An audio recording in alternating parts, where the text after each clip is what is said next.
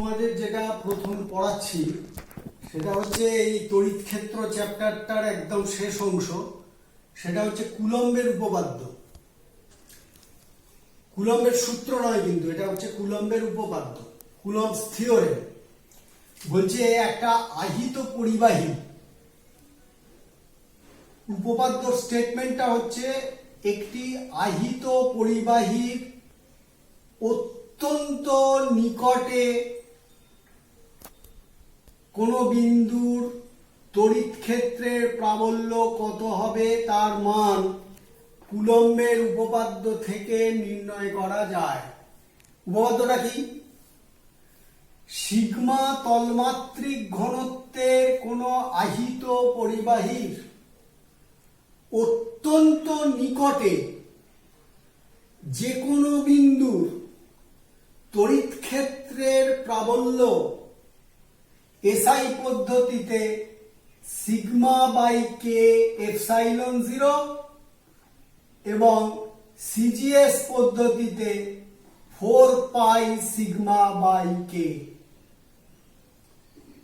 এটা হচ্ছে কুলম্বের উপপাদ্য। আমরা প্রমাণ করতে পারি। মনে করো আমরা এটা একটা আহিত পরিবাহী হিসেবে নিচ্ছি। পরিবাহীর সর্বত্র আধান থাকবে, যে কোনো আকারের পরিবাহী হতে পারে। পরিবাহীর অত্যন্ত নিকটে একটা কথা মনে রাখতে হবে, আমি যে বিন্দুটা নিয়েছি পি, এটা কিন্তু পরিবাহীর অত্যন্ত নিকটে কোনো একটা বিন্দু। সেই বিন্দুর তড়িৎ ক্ষেত্রের প্রাবল্য নির্ণয় করতে চাইছি। পি কে অন্তর্ভুক্ত রেখে আমি একটা ক্ষুদ্র তল ডিএস কল্পনা করলাম, যে ডিএস কে ভূমি ধরে একটি চোঙাকৃতি গাউসীয় নলের কথা ভাবছি, যে গাউসীয় নলের আরেকটি প্রান্ত ভূমির পরিবাহীর মধ্যে অবস্থিত। এই কথাটা বলছি এই কারণে যে পি বিন্দুটা এই পরিবাহীর অত্যন্ত নিকটে। তাহলে এই যে ডিএস ক্ষেত্রফল ভেক্টর, তার অভিমুখটা হচ্ছে এই দিকে। এখন এইখানে ডিএস ক্ষেত্রফল ভেক্টর যে চোঙাকৃতি গাউসীয় পরিবাহী যেটা নেওয়া হয়েছে, সেটা এই পরিবাহী খোলকের মধ্যে, পরিবাহী খোলকের যে ডিএস অংশর মধ্যে ছেদ করছে, সেই ডিএস এর মধ্যে তাহলে কতটা পরিমাণ আধান আছে? একক ক্ষেত্রফলে আধান যদি সিগমা হয়, তাহলে ডিএস ক্ষেত্রফলে আধান হচ্ছে কিউ ইন সমান সিগমা ডিএস। তাহলে এই সিগমা ডিএস যে আধান, আধানের প্রতিসম বন্টন থেকে আমরা বলতে পারি, যেহেতু এই ডিএস ক্ষেত্রটা এই পরিবাহীর অত্যন্ত নিকটে, তাই এখান থেকে যে সমস্ত তড়িৎ বলরেখাগুলো বেরোবে তারা সবাই লম্বভাবে বেরোবে পরিবাহীর সঙ্গে। তড়িৎ বলরেখা পরিবাহীর পৃষ্ঠের সঙ্গে লম্বভাবে বেরোয়, নির্গত হয়, এবং তারা এই ভূমিকেও লম্বভাবে ছেদ করবে। তারপরে ক্ষেত্রফল ভেক্টরের অভিমুখ এবং তড়িৎ ক্ষেত্র ভেক্টরের অভিমুখ একই দিকে হচ্ছে। এখন আমরা যদি গাউসের সূত্রকে এই ক্ষেত্রে প্রয়োগ করি এসআই পদ্ধতিতে, তাহলে কি পাবো? ই ডট ডিএস সমান Q in by K epsilon 0। এখানে একটা কথা বলি যে এই যে জায়গাটা ডিএস পি বিন্দুর সঙ্গে কাছে আছে সেই বিন্দুটাতে আমার ই ডট ডিএস আমি নিয়েছি, এটা তার জন্য আধানটা হচ্ছে এই পৃষ্ঠে, অর্থাৎ আমি যেখানে পেনটা ছুঁয়েছি সেই পৃষ্ঠে। আর একটা ভূমি কিন্তু পরিবাহীর অভ্যন্তরে আছে, সেইখানেও যদি আমি গাউসের উপপাদ্য অ্যাপ্লাই করি তাহলে সেটা কিন্তু শূন্য হবে। তার কারণ সেখানে আমি জানি আহিত পরিবাহীর অভ্যন্তরে কোনো তড়িৎ ক্ষেত্র থাকে না, তাই ওই জায়গাতে আমার ই এর মান শূন্য। আর এই যে চোঙটা গাউসীয় চোঙ, এই চোঙটার বক্রপৃষ্ঠে আমি যদি অ্যাপ্লাই করি তাহলে বক্রপৃষ্ঠের তল ভেক্টর এবং তড়িৎ ক্ষেত্র ভেক্টর পরস্পরের সঙ্গে যেহেতু 90 ডিগ্রি কোণ করেছে, তাইলে ওই জায়গাতেও কিন্তু ই ডট ডিএস শূন্য হবে, ইডিএস কস থিটা সমান শূন্য। তাহলে আমার এখানে আমি এসআই পদ্ধতিতে যেটা আমি পেয়েছি পি বিন্দুতে, তাহলে প্রাবল্যের মান আমি বার করতে পারবো ই ডট ডিএস মানে E dot N DS. N হচ্ছে ক্ষেত্রফল ভেক্টরের অভিমুখ সমান কিউ ইন মানে sigma DS by K epsilon 0। তাহলে আমি ই এর মান কি পেলাম, ই ডট এন মানে হচ্ছে ই এন, এন এর মান 1 cos 0, তাহলে অনলি ই হবে, তাহলে ই ডিএস সমান sigma DS by K epsilon 0। তাহলে অতএব এখান থেকে যেটা পেলাম ই সমান সিগমা বাই কে এপসাইলন 0। তাহলে আহিত পরিবাহীর অত্যন্ত নিকটে যে কোনো বিন্দুর তড়িৎ ক্ষেত্রের প্রাবল্য হবে সিগমা বাই কে এপসাইলন 0।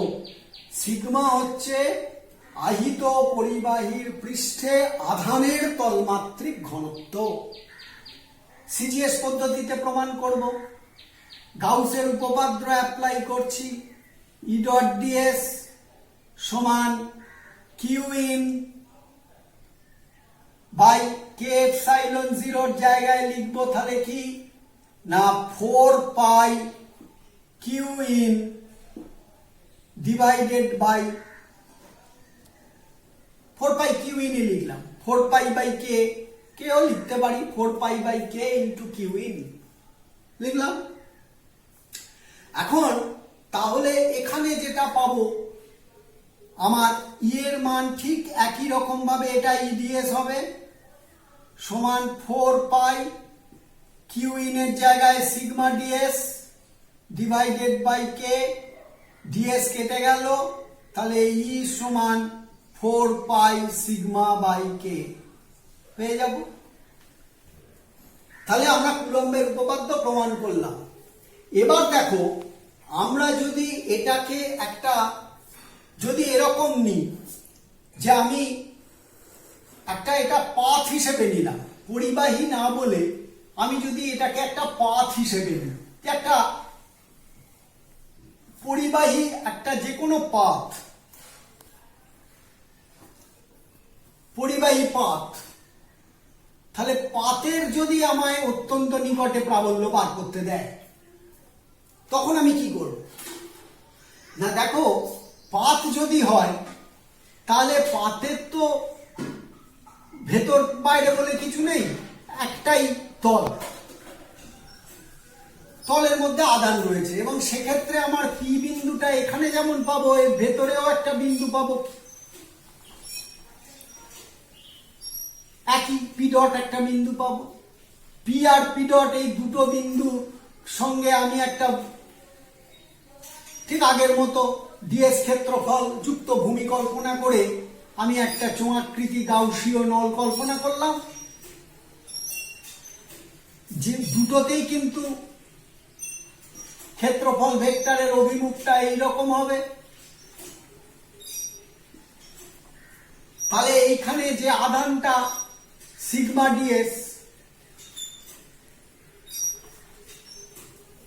তাহলে কি নেব? তাহলে আমার এখানে যেটা নেব, এখানে কিন্তু দুটো ইডিএস পাবো। অর্থাৎ আগে যেমন একটা পেয়েছিলাম, তাহলে এখানে তখন হয়ে যাবে সিগমা বাই 2 কে এপসাইলন 0, আর এটা হবে 2 পাই সিগমা বাই কে। কি করে, কেন হবে? তখন আর এটা কুলম্বের উপপাদ্য থাকবে না, তখন একটা আহিত পাতের অত্যন্ত নিকটে তড়িৎ ক্ষেত্রে প্রাবল্যের মান কত নির্ণয় করতে দিল। কত হবে? সিগমা বাই 2 কে এপসাইলন 0 আর 2 পাই সিগমা বাই কে। প্রমাণ করব কি করে? না, আমি প্রথমে এসআই পদ্ধতি নিচ্ছি। কিউ ইন মানে সিগমা ডিএস আগের মতো, কিন্তু ই ডট ডিএস যখন নেব তখন কিন্তু দু জায়গায় নেব, দুটো ই ডট ডিএস নেব। কেন কেন নেব?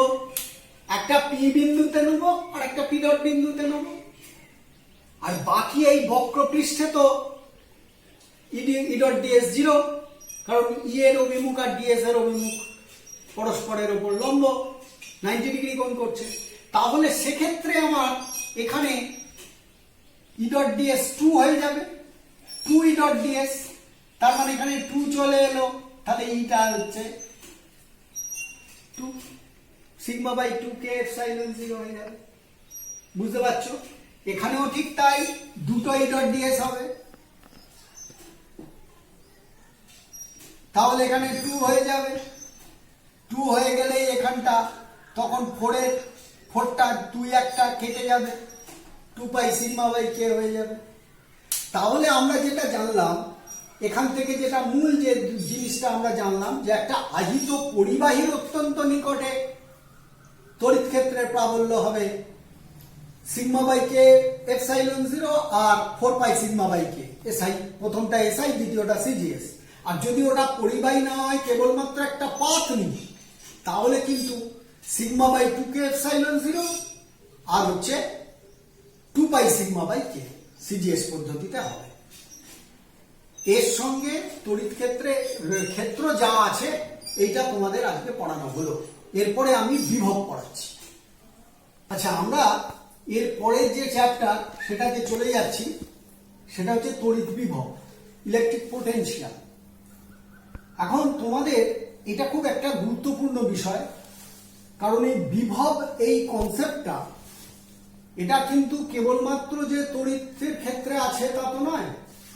যেমন মহাকর্ষীয় বিভব তোমরা 11-এ পড়েছো, মহাকর্ষীয় বিভব, তড়িৎ বিভব, তারপরে তোমার চৌম্বক বিভব, নিউক্লিয় বিভব, বিভিন্ন ধরনের বিভব কিন্তু একটা কনসেপ্ট, একটা ধারণা, যেটার সাহায্য নিয়ে আমরা একটা তড়িৎ ক্ষেত্রকে উপযুক্তভাবে বর্ণনা করতে পারি। এই ধারণাটা কিন্তু নিয়ে আসা হয়েছে। কেন নিয়ে আসা হয়েছে? না, আমরা তড়িৎ ক্ষেত্রকে প্রকৃতপক্ষে কিন্তু বর্ণনা করতে গেলে, কোনো একটা অঞ্চলে মনে করো তড়িৎ ক্ষেত্র আছে, সেই তড়িৎ ক্ষেত্রের মান এবং অভিমুখ সব জায়গায় সমান, এটা সব সময় তো হয় না, এটা বেশিরভাগ ক্ষেত্রেই হয় না। বেশিরভাগ ক্ষেত্রেই হচ্ছে যে তড়িৎ ক্ষেত্রের মান এবং অভিমুখ সব জায়গায় আলাদা একটা ক্ষেত্রে। তার ফলে আমাকে যদি কোনো একটা তড়িৎ ক্ষেত্রকে উপযুক্তভাবে বর্ণনা করতে হয়, তাহলে সেই ক্ষেত্রের বিভিন্ন বিন্দুতে আমাকে যেমন মান নির্ণয় করতে হবে, তেমনি কিন্তু অভিমুখও নির্ণয় করতে হবে। তবে কিন্তু আমি সেখানকার তড়িৎ ক্ষেত্র সম্পর্কে একটা সিদ্ধান্ত নিতে পারবো। সেই জন্যে আমরা আরো সহজ করে যদি তড়িৎ ক্ষেত্রকে জানতে চাই, যে ক্ষেত্রটা কেমন সে সম্পর্কে সিদ্ধান্ত করতে চাই, তাহলে আমরা এই তড়িৎ বিভবের একটা ধারণাকে এখানে প্রয়োগ করতে পারবো। কিরকম? না, আমরা যেটা দেখেছি যে কোনো একটা ক্ষেত্রের বিরুদ্ধে যখন আমি কাজ করি তখন যে বস্তুকে নিয়ে কাজটা করা হয় সেই বস্তুর মধ্যে স্থিতিশক্তি সঞ্চিত হয়।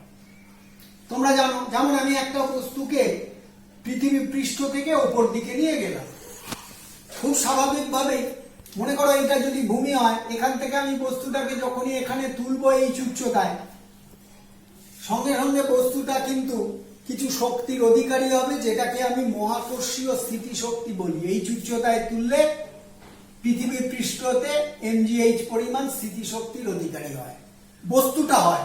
কারণ ক্ষেত্রের বিরুদ্ধে বস্তুটাকে নিয়ে যেতে গেলে বাহ্যিক কারককে কাজ করতে হয়, অর্থাৎ বাহ্যিক কারক যখন কাজ করে তখন বস্তু স্থিতিশক্তি সংগ্রহ করে। বস্তুটাকে আমি যদি ওপর থেকে ছেড়ে দিই, বস্তুটা নিচে নেমে এখানে এসে পড়বে। এক্ষেত্রে কিন্তু বস্তুটাকে ছেড়ে দেওয়ার সঙ্গে সঙ্গে বস্তুটা যে তলায় এলো, ভূমিতে এলো, ওকে কে নিয়ে এলো? অভিকর্ষীয় ক্ষেত্র নিয়ে এলো টেনে। তাহলে পৃথিবী তখন ক্ষেত্রটা কাজ করলো, আমাকে কোনো কাজ করতে হলো না, আমি জাস্ট ছেড়ে দিলাম, ও চলে এলো। তাহলে যখন ক্ষেত্র কাজ করছে তখন কিন্তু এই বস্তুটা mgh পরিমাণ স্থিতিশক্তি হারিয়ে ফেলছে। তার মানে আমরা একটা জিনিস এখান থেকে পরিষ্কার বুঝতে পারলাম যে ক্ষেত্রর বিরুদ্ধে কাজ করলে বস্তু স্থিতিশক্তি সংগ্রহ করে, সঞ্চিত হয়, বস্তুর মধ্যে জমা হয়। আর যখন ক্ষেত্র কাজ করে তখন বস্তু স্থিতিশক্তি হারায়। সেটা মহাকর্ষের ক্ষেত্রে প্রযোজ্য, তড়িতের ক্ষেত্রে প্রযোজ্য, চুম্বকের ক্ষেত্রে প্রযোজ্য, সব ক্ষেত্রেই প্রযোজ্য, সমস্ত ধরনের ক্ষেত্রেই প্রযোজ্য। এবার আমরা তড়িৎ বিভবে এই বিষয়টাকে নিয়ে আসবো কি করে? না, মনে করো আমার এখানে একটা তড়িৎ ক্ষেত্র আছে, এইদিকে তড়িৎ ক্ষেত্র আছে, আমি যেটা এঁকেছি তড়িৎ ক্ষেত্রটা এইদিকে আছে। তার মানে কি? তার মানে আমি যদি এখানে কোনো ধনাত্মক আধান আনি, ধনাত্মক আধান রাখি, সে এইদিকে তড়িৎ ক্ষেত্রের অভিমুখে বল অনুভব করবে। কেন বল অনুভব করবে? তোমরা নিশ্চয়ই জানো তড়িৎ ক্ষেত্রের সংজ্ঞা অনুযায়ী, না ধনাত্মক নিরীক্ষা আধানের উপর ক্রিয়াশীল বলের অভিমুখী তড়িৎ ক্ষেত্রের অভিমুখ। তাহলে ধনাত্মক আধানের উপর এইদিকে বল, ধনাত্মক আধান এইদিকে বল অনুভব করবে। এখন আমি যদি কোনো একটা আধানকে দূর থেকে নিয়ে এসে এখানে স্থাপন করি, তাহলে কি হবে? ক্ষেত্র যেদিকে বল প্রয়োগ করছে তার বিরুদ্ধে আমায় আনতে হচ্ছে, তার মানে আমি কাজ করছি। তাহলে আমি যখন কাজ করব তখন এই আধানটা তড়িৎ স্থিতিশক্তি অর্জন করবে। এবার আমি এখানে আনলে যতটা তড়িৎ স্থিতিশক্তি অর্জন করলো, আমি যদি এখানে নিয়ে আসি কম অর্জন করবে। কেন কম? না, এই জায়গাটা যেহেতু তড়িৎ ক্ষেত্রের অত্যন্ত নিকটবর্তী, অর্থাৎ যে আধানের জন্য তড়িৎ ক্ষেত্র তার নিকটবর্তী এই বিন্দু, অর্থাৎ পি বিন্দুটা হচ্ছে যে আধানের তড়িৎ ক্ষেত্র তার কাছে, কিউ বিন্দুটা কিন্তু তার থেকে দূরে।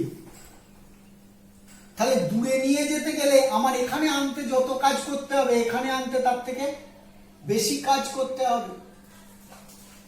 এখন দেখো, তাহলে আমি এই বিন্দুর বিভবটা মাপবো কি করে? বা বিভব জিনিসটা কি?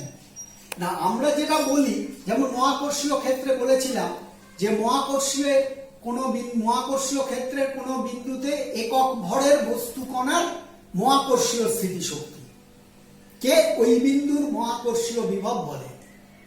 এখানে বলবো যে তড়িৎ ক্ষেত্রের কোনো বিন্দুতে একক পরিমাণ ধনাত্মক আধানের তড়িৎ স্থিতিশক্তিকে ওই বিন্দুর তড়িৎ বিভব বলে। তাহলে একক পরিমাণ ধনাত্মক আধান এনেছি, কতটা স্থিতিশক্তি অর্জন করেছে সেইটা হচ্ছে ভি, ওই বিন্দুর বিভবটা তাহলে আমি বলবো ভি। তাহলে কোনো একটা পি বিন্দুর বিভব ভি মানে ওই বিন্দুতে একক পরিমাণ ধনাত্মক আধানের তড়িৎ স্থিতিশক্তি ভি। মাপবো কি করে? মাপার পদ্ধতি হচ্ছে অসীম দূরত্ব থেকে একক পরিমাণ ধনাত্মক আধানকে ওই বিন্দুতে আনতে যতটা কাজ করতে হবে সেইটা হচ্ছে ভি। অর্থাৎ যতটা কাজ করতে হবে ততটাই পরিমাণ স্থিতিশক্তি ওই আধানটা সঞ্চিত করবে। বাহ্যিক কারক কাজ করলো ভি, আধানটা স্থিতিশক্তি সংগ্রহ করলো ভি। এখন কিউ আধানকে যদি আনতে চাই কতটা কাজ করবে? Q into V. তাহলে কাজ ডব্লিউ সমান হলো কিউ ইন্টু ভি। ভি হচ্ছে পি বিন্দুর বিভব, অর্থাৎ একক পরিমাণ ধনাত্মক আধানকে অসীম দূরত্ব থেকে ওই বিন্দুতে আনতে কাজ করতে হয়েছে ভি। তাহলে আমরা পেলাম কাজ সমান আধান ইন্টু বিভব। কাজ সমান আধান ইন্টু বিভব, রিলেশনটা পেলাম। আমি এখান থেকে বিভবের একক দেখো নির্ণয় করছি। একক কি হবে না, বিভবের একক সমান কি পাবো দেখতে পাচ্ছ, কাজের একক বাই আধানের একক। কাজের একক বাই আধানের একক। দেখো তাহলে বিভবের একক সমান কাজের একক বাই আধানের একক। এবার আমরা এসআই পদ্ধতিতে করছি। এসআই পদ্ধতিতে কাজের একক জুল, আধানের একক কুলম্ব। তাহলে বিভবের একক কি হবে? জুল পার কুলম্ব, এটাকে এক কথায় বলে ভোল্ট। তাহলে 1 ভোল্ট সমান 1 জুল বাই 1 কুলম্ব। ভোল্টের সংজ্ঞা কি? অসীম দূরত্ব থেকে 1 কুলম্ব পরিমাণ তড়িতাদানকে তড়িৎ ক্ষেত্রের কোন বিন্দুতে আনতে যদি 1 জুল কাজ করতে হয় তবে ওই বিন্দুর বিভব হবে 1 ভোল্ট। সিজিএস পদ্ধতিতে কাজের একক হলো আর্ক আর আধানের একক হলো স্ট্যাট কুলম্ব। তাহলে 1 আর্ক পাই 1 স্ট্যাট কুলম্ব, এইটাকে এক কথায় বলে 1 স্ট্যাট ভোল্ট। সংজ্ঞা কি হবে? 1 স্ট্যাট ভোল্ট পরিমাণ তড়িতাধানকে অসীম দূরত্ব থেকে তড়িৎ ক্ষেত্রের কোন বিন্দুতে আনতে যদি 1 আর্ক কাজ করতে হয় তবে ওই বিন্দুর বিভবকে বলা হবে 1 স্ট্যাট ভোল্ট। ভোল্টের সঙ্গে স্ট্যাট ভোল্টের সংজ্ঞা করি। তাহলে 1 ভোল্ট সমান 1 জুল বাই 1 কুলম্ব। 1 জুল মানে তোমরা জানো 10 to the power 7 erg. 1 coulomb মানে 3 into 10 to the power 9 ESU charge. তাহলে this is equal to 10 to the power 7 3 into 10 square. Erg per ESU charge মানেই হচ্ছে স্ট্যাট কুলম্ব, স্ট্যাট ভোল্ট। তাহলে stat কুলম্বকে এখানে ইএসইউ চার্জ দিয়েও লেখা যাবে, একই কথা তোমরা জানো সবাই। তাহলে এটা হচ্ছে স্ট্যাট ভোল্ট। তাহলে কত হলো? 1 এর 300 স্ট্যাট ভোল্ট। দেখো তাহলে 1 স্ট্যাট ভোল্ট সমান 300 ভোল্ট। তার মানে সিজিএস পদ্ধতিতে যে বিভবের একক সেটাই কিন্তু বড় একক, এসআই পদ্ধতিতে বিভবের একক হচ্ছে ছোট একক। তাহলে আমরা তড়িৎ বিভব জিনিসটা পড়লাম, কাজের সঙ্গে বিভবের সম্পর্ক পড়লাম। এটা কিন্তু মনে রাখতে হবে যে কাজ সমান আধান ইন্টু বিভব, অঙ্ক করার সময় কাজে লাগবে। আমরা এর পরের দিন বিভবের জিনিসগুলো যা বাকি আছে সেগুলো আমরা করব।